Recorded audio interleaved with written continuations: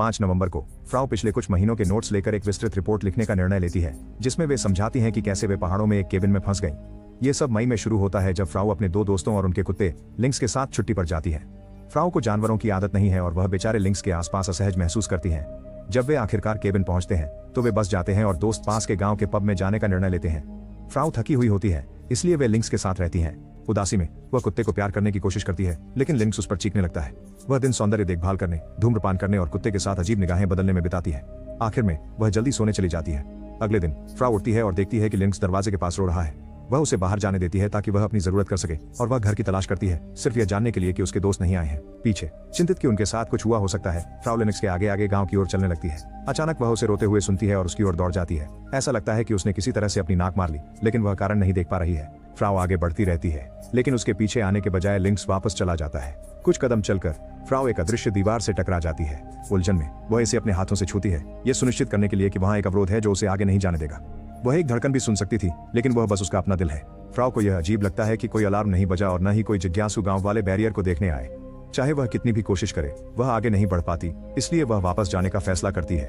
रास्ते में उसे एक फार्म हाउस मिलता है जिसमें 2 लोग हैं, लेकिन अदृश्य दीवार उसे उनके साथ बातचीत करने से रोकती है। उसकी आवाज इस बैरियर को पार नहीं करती और किसान समय में रुके हुए लगते हैं, हालांकि टैप से पानी बहना जारी रहता है। हार मानकर फ्राउ केबिन में लौटती है और सिगरेट पीती है, क्योंकि उसे महसूस होता है कि अब लिंक्स ही उसका साथी है। इसे स्वीकार करने से इनकार करते हुए वह फिर से सड़क पर जाती है और कोशिश करती है, लेकिन कोई फायदा नहीं होता। कुछ और नहीं सूझता तो फ्राउ बिस्तर पर चली जाती है।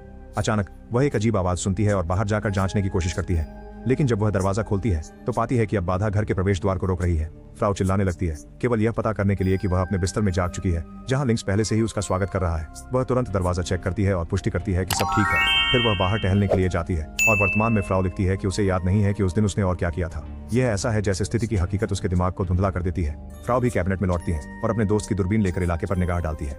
फार्म हाउस में दंपत्ति अभी भी नहीं हिले हैं और वह निष्कर्ष निकालती हैं कि वे मरे हुए हैं। गांव वालों के लिए भी वही। वह अपने दोस्तों के बारे में सोचती हैं और सोचती हैं कि क्या उन्हें उनके साथ जाने चाहिए था ताकि वे साथ में अंत तक पहुंच सकें। उसी पर लिंक्स भौंकने लगता है और भाग जाता है।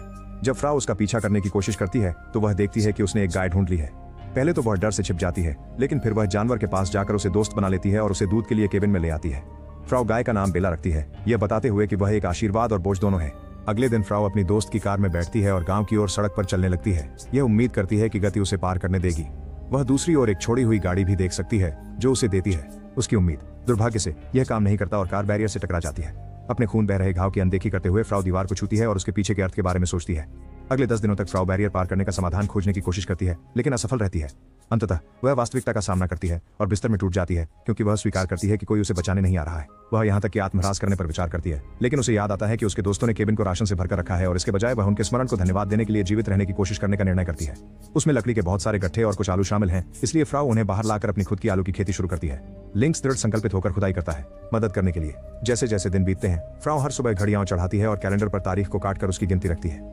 30 मई को पूरे दिन बारिश होती है, इसलिए फ्राउ अंदर ही रहने का फैसला करती है। हालांकि उसे एक अजीब आवाज सुनाई देती है और वह हाथ में चाकू लेकर जांच करने जाती है, लेकिन बाहर सिर्फ एक भीगी बिल्ली मिलती है जो म्याऊं कर रही होती है। बिल्ली को भी अपनाया जाता है और अब फ्राउ के पास 3 जानवर हैं। साथियों, लिंक्स अकेलेपन की दुनिया में उसका एकमात्र दोस्त बन गया है। अंततः फ्राउ शिकार करने की कोशिश करने का निर्णय लेती है। उसने पहले कभी आग्नेयास्त्र का इस्तेमाल नहीं किया है और जब वह एक हिरण पर गोली चलाने की कोशिश करती है तो वह झटके से घायल हो जाती है और जानवर डर कर भाग जाता है। जब वह इधर उधर घूमती है तो वह फिर से दुर्घटनाग्रस्त कार को पाती है और रेडियो की जांच करती है, लेकिन ज्यादातर स्टेशनों पर स्टैटिक होती है और केवल एक पर संगीत। उसे एक नक्शा भी मिलता है जिसे देखकर वह फैसला करती है कि उसे अनुसरण करना चाहिए और घाटी तक पहुंचने की कोशिश करनी चाहिए। लिंक्स उसके साथ आता है और वे कई घंटों तक चलते रहते हैं जब तक कि वे एक परित्यक्त ट्रक नहीं पाते। फ्राउ उसके पास जाने की कोशिश करती है, लेकिन दुर्भाग्य से बाधा रास्ते में आ जाती है और उन्हें वापस जाना पड़ता है। बहुत सारे अन्वेषण के बाद नक्शे का अनुसरण करते हुए फ्राउ बाधा के अंदर विभिन्न क्षेत्रों को याद कर लेती है। अब वह घाटियों तक पहुंचने के लिए सबसे तेज रास्ते ले सकती है, जिससे वह एक ही दिन में आ और जा सके बिना दूसरे जानवरों को छोड़े। लंबा कभी कभी उसे अन्य केबिन मिलते हैं, लेकिन वे हमेशा खाली होते हैं। कम से कम वह उनसे उपयोगी वस्तुएं ले सकती है। धूप में घास पर लेटे हुए और लिंक्स के साथ गाने वाले पक्षियों को सुनना फ्राउ के लिए एक परिवर्तनकारी अनुभव बन जाता है, जो अब प्रकृति से अधिक जुड़ा हुआ महसूस करती है। ये उसे फिर से शिकार करने की कोशिश करते समय दोषी महसूस कराता है, लेकिन उसे हिरण का मांस चाहिए। बचना। रात में उसे सोने में परेशानी होती है क्योंकि उसे याद आता है कि हिरण मरने से पहले दर्द में कैसे लौट रहा था। वह अपने पहले शिकार के बारे में कभी भी नोट्स नहीं लेती क्योंकि उसे उससे घृणा होती है। एक रात फ्राउ तेज गरज के तूफान की वजह से सो नहीं पाती। अगली सुबह उसे कैबिनेट से आवाज आती है और उसे खोलने पर पता चलता है कि बिल्ली ने बच्चे दिए हैं। बिल्ली का बच्चा सफेद है तो फ्राउ उसका नाम पर्ल रखती है। वह छोटी उलझी हुई सी दिखती है, लेकिन अंततः पर्ल एक सुंदरता बन जाती है। फ्राउ को एहसास होता है कि वह अपने समय का ध्यान जानवरों की चिंता में लगाती है, अपनी स्थिति के बारे में घबराने के बजाय, और उसने अपने पुराने कामकाजी जीवन की जिम्मेदारियों को बदल दिया है। जानवरों की देखभाल की जिम्मेदारी के साथ जीवन। 20 जुलाई को फ्राउ मैदान में घास की कटाई शुरू करती है, जबकि लिनक्स चुपचाप उसका साथ देता है। यह उसके हाथों को चोट पहुंचाता है और उसके शरीर को थका देता है, लेकिन वह फिर भी हर दिन घास को केबिन तक ले जाती है। वापस जाते समय वह हमेशा फार्म हाउस को देखती है, लेकिन बाधा अभी भी वही है। मौसम और उसकी शारीरिक सीमाओं के बीच उसे पूरा कटाई करने में लगभग 3 हफ्ते लगते हैं। घास के मैदान में फ्राउ को एहसास होता है कि जीवित रहना कितना कठिन है और वह रोती है, लेकिन वह अभी भी आत्महत्या नहीं करती, क्योंकि वह अपने जानवरों को छोड़ना नहीं चाहती। वह अवसाद से घिर जाती है और उसे 2 और हफ्ते लगते हैं फिर से बाहर जाने में। जंगल में उसे पेड़ों पर फल और जमीन में अन्य सब्जियां मिलती हैं, जिससे वह पूरे सर्दियों के लिए पर्याप्त भोजन इकट्ठा कर पाती है। अब फ्राउ और उसके पालतू जानवर बेहतर भोजन का आनंद ले रहे हैं। एक दिन फ्राउ एक पेड़ पर लटके अजीब कपड़े पाती है और डर के मारे उन्हें देखती रहती है। हालांकि यह सिर्फ एक बुरा सपना है। शरद ऋतु उनकी पसंदीदा ऋतु होनी चाहिए, फिर भी उन्हें सोने में परेशानी होती है और बुरे सपने और भी बदतर हो जाते हैं। वह फ्लू पकड़ लेती है और दिन भर थकी हुई रहती है। शुक्र है लिंक्स हमेशा उसे खुश करने के लिए वहां होता है। फ्राउ इस बात से हैरान रहती है कि वह कभी भी खराब मूड में नहीं होता और अक्सर उसके साथ रहने के लिए उसे गले लगाती है। वर्तमान में फ्रोवे बताती हैं कि लिंक्स अब नहीं है, फिर भी जब वह टहलने जाती है तो वह उनसे बात करती हुई पाती है। 27 अक्टूबर को पहली बर्फ गिरती है, लेकिन यह केवल कुछ दिनों तक रहती है। फिर गर्म हवाएं आती हैं जो पूरे दिन और रात को शोर करती रहती है। फ्राउ के लिए सोना और भी कठिन हो जाता है। हवा 3 दिन तक चलती रहती है और जब फ्रॉय आखिरकार फिर से घर से बाहर निकलती है तो वह पाती है कि पर्ल बाहर मृत पड़ा है। बिल्ली को लिंक्स की देखरेख में उचित रूप से दफनाया जाता है। बाद में सर्दियों के मध्य में फ्राउ नाले के पास एक लोमड़ी देखती है और गोली चलाने के लिए तैयार हो जाती है, लेकिन वह ऐसा नहीं करती।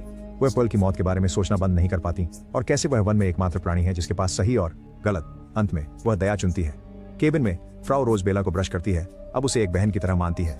वह देखती है कि गाय बहुत गोल हो गई है और सोचती है कि क्या वह गर्भवती है। अंततः फ्राउ के पास फिर से शिकार पर जाने के अलावा कोई विकल्प नहीं रहता और जब उसने हिरण को साफ किया तो उसके दिल की भावना अपने हाथों में लेकर रात में सोना मुश्किल हो जाता है।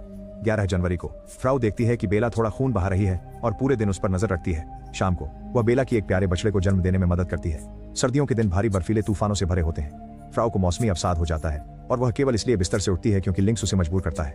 स्वयं को मिटाने के बारे में कोई भी विचार समाप्त हो जाता है जब वह याद करती है कि उसे उसका ख्याल रखना है। सर्दी के बाद फ्राउ निर्णय लेती है कि वह मैदानों में एक केबिन में चलेगी।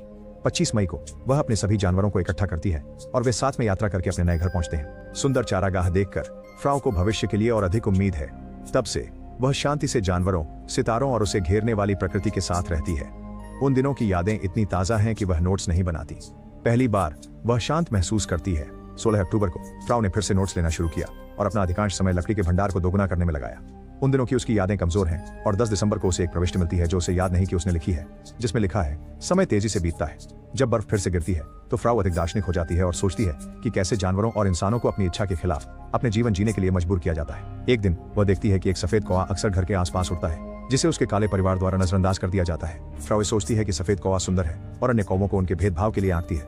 वह जब भी उसका झुंड उसे पीछे छोड़ देता है तब वह सफेद कौवे के लिए बाहर खाना रखने लगती है। अंत में 2 साल बीत जाते हैं जब फ्राउ बाधा के अंदर रहती है और तब तक वह अपनी पुरानी जिंदगी को भूल चुकी होती है। उसने यह उम्मीद भी छोड़ दी है कि उसे ढूंढा जाएगा। जून की शुरुआत में वह और उसके जानवर एक नए घर में चले जाते हैं, इस उम्मीद में कि बदलाव से मूड में सुधार होगा। दुर्भाग्य से वह पहले के जादू को वापस लाने में असमर्थ है।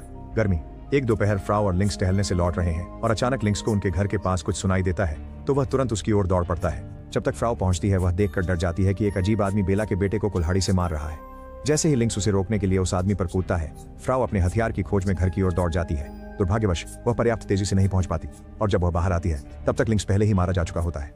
गुस्से में फ्राउ आदमी को मार देती है और निराशा में लिंक्स को पकड़ लेती है। बाद में फ्राउ उसके छोटे शरीर को दफनाने के लिए ले जाती है, जबकि बेला को दुखी आवाजें करते हुए सुनती है क्योंकि उसने अपने बेटे को ढूंढ लिया है। आदमी का शरीर बिना किसी अफसोस के चट्टान से नीचे फेंक दिया जाता है। किसी भी भावना का अनुभव करने में असमर्थ फ्राउ बेला और बिल्ली के साथ दूसरे घर चली जाती है। जल्द ही फ्राउ काम पर लौट जाती है और लिनक्स की कमी का अर्थ है कि उसे अपने विचारों के साथ अकेले रहना होगा। वर्तमान में फ्राउ कहती है कि उसने आगे बढ़ने का फैसला कर लिया है और वह अपने जानवरों की यादों को सहेज कर रखेगी ताकि वे उसे जीवित रहने के लिए प्रेरित कर सकें। वह 25 फरवरी को अपनी रिपोर्ट समाप्त करती है क्योंकि उसके पास और कागज नहीं है और वह बाहर जाकर सफेद कौवे को खाना खिलाती है।